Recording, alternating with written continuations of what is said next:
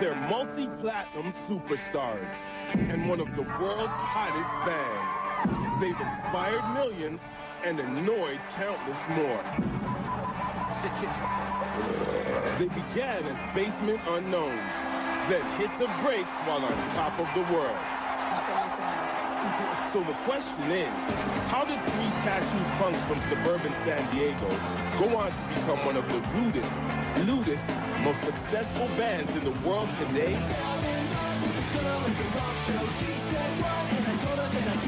Blink-182 was born to be.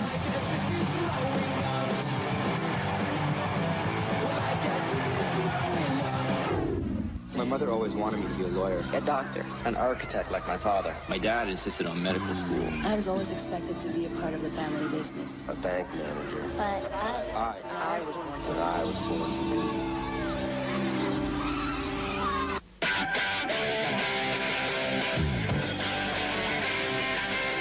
Southern California in the early 90s was a scene where three things ruled: skateboarding, surfing, and punk rock.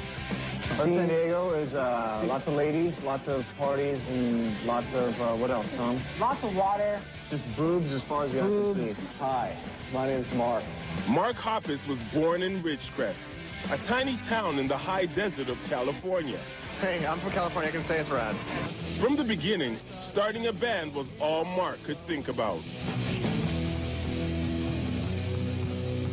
When he was just 15, his father gave him his first bass guitar and amp in return for helping to paint their house. My dad is a very loving father. He's a cool guy. He started a punk band called Of All Things. My parents kind of just bite their upper lip and bear it. But in a town populated mostly by naval engineers, they never got beyond playing parties and bonfires. And we just wanted to play a small club in San Diego. That was our biggest dream. Meanwhile, in Poway, a suburb of San Diego, Tom DeLonge was writing songs between shifts at Gary's Chicken and Ribs. I am Tom DeLonge, but it should be DeLonge, because I went to France, and they said, you're pronouncing it wrong, I'm all DeLonge. DeLonge. And I was like, yeah, that sounds right. A troublemaker with a reputation for practical jokes, Tom got kicked out of Poway High for his rowdy behavior at a school basketball game. My parents wouldn't let me play in a band. They always used it against me every time I got in trouble. It's like I gotta quit my band, or they didn't like the music, or it's gonna, you know. I always say, like, I think if my parents were completely into what I was doing and loved my music, I probably wouldn't be here today. Though he was in hot water at the time, this suspension would be a major turning point in his life. Actually, you know what? They never said anything or looked at me, but I just had this overall feeling like I have everywhere I go where people just want to beat me up. So I was like, maybe I should go. Tom was transferred to Rancho Bernardo High and instantly made new friends among the skateboarder community. You know, people like me. People like hanging out with me. One of these friends was Ann Hoppus, Mark's sister. Mostly just to shut him up, Ann introduced him to her brother. The two bonded immediately over their common passions: skateboarding, punk rock, and a penchant for potty humor. We don't care. We just want to play fast music and offend people. Wiener. Arnie movies. There's a reason that Tom and I met, and, you know, we're pretty much the same guy in two different bodies. I feel like we're brothers. They instantly began writing songs together, with Tom on guitar and Mark on bass. Just as a generalization, the songs that I write the lyrics for, I sings, and the other songs that I write the lyrics for, Tom sings. But that way, I just got that, and I don't think that's funny. From the beginning, they knew they wanted more than just a few laughs jamming in Tom's garage.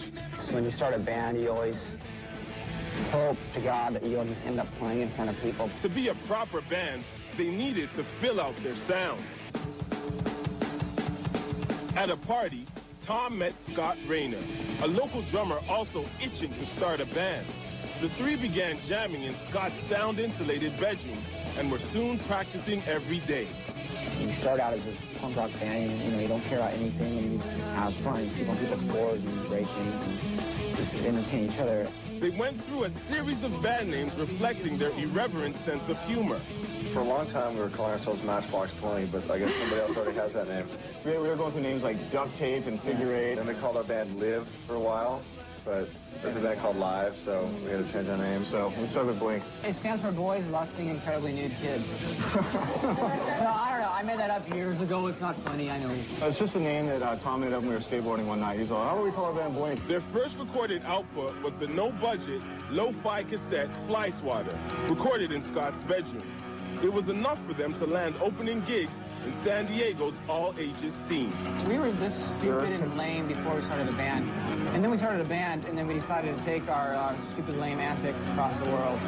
We want to make people happy. We want to make people horny. There's a kid in my class that got a boner at PE in high school. He was wearing sweatpants. It was really embarrassing, so this song goes out to him. With their silly name and stage banter that usually fixated on bodily functions, Blink would have seemed merely a joke if they weren't so serious about their music.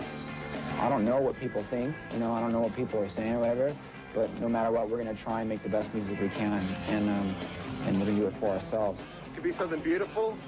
It could be something that you never hope happens again. Let's go find out. They soon began a non-stop schedule of gigging on the local punk circuit, opening for bigger names like NoFX and Green Day, who were then still a local phenomenon. We're in a bedroom, and then we moved to a garage, and then a small little club, and then it kind of grew from there. Their next release, the Buddha cassette, was released by Filter Records in a run of less than 1,000. We just wanted to try and put out an album that somebody would actually buy in a store. You know, that was like the ultimate, possibly, to get signed to an indie label and actually put out an album. Record companies took notice, and in 1995, they signed with Cargo Records. They immediately made the trek to Los Angeles for the recording of their first actual album. When we come back, exit Blink, enter Blink-182. Out of the bedroom, into the arenas. And so long, Scott, welcome Travis. When Born to Be continues.